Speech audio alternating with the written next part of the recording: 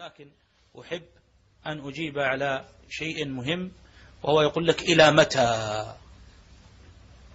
هذا الطريق الذي تذكرونه؟ إلى متى؟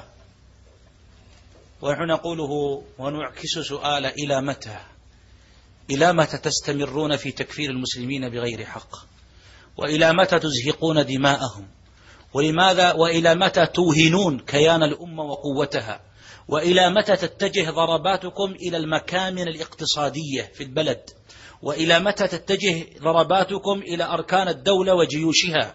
وهل يستفيد من ذلك إلا أعداء المسلمين بإضعاف أمتهم اقتصاديا وعسكريا وأمنيا؟ إلى متى تزرعون القلاقل والفتن ليرتفع الأمن عن بلاد المسلمين فيعودون حيث بيص؟ إلى متى؟ ثم أقول لكم، ها هو تنظيم القاعدة في اليمن من قديم، فماذا فعل لليمن وللأمة ثم الدمار الشامل؟ وها هو عالم واحد في اليمن اسمه مقبل بن هادي، ماذا أحيا الله به من الأمم وماذا أصلح الله به من القرى والمدن؟ ما أصلح الله به من العقائد، وما أصلح الله به من الرجال والنساء، وما ستر الله به من عورة، وما دفع الله به من فتنة. ها هو القواعد، تنظيم القاعدة في الشام من سنين، وهي الأحزاب الإسلامية فماذا فعلت للأمة؟ وماذا أصلحت من أفراد أو جماعات؟ وماذا انتفع الناس بها؟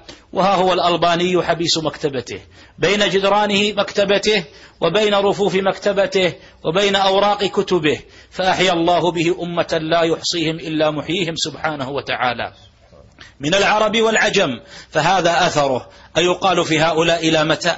وماذا فعل تنظيم القاعدة في السعودية والجماعات التكفيرية في السعودية والحركات الإسلامية؟ كان شعبا متدينا يغلب عليه التدين، له علماؤه وله ولاة أمره المطبقون لشرع الله على قلب رجل واحد، فدخلوه باسم الصحوة وأفسدوا عليه كثير منهم تدينه وهيجوه وأفسدوا دين كثيرين من الرجال والنساء، وأدخلوهم في فساد ديني وفساد دنيوي. وها هم العلماء المصلحون في هذا البلد كابن باز وابن عثيمين، وها هو العلامة الوحيد الذي يذب السنة بمناصرة إخوانه، ولكن هو الذي تصدى في هذا الباب، وهو الذي رجع إليه كثير من أشياخه فضلا عن أقرانه في معرفة أحوال الجماعات.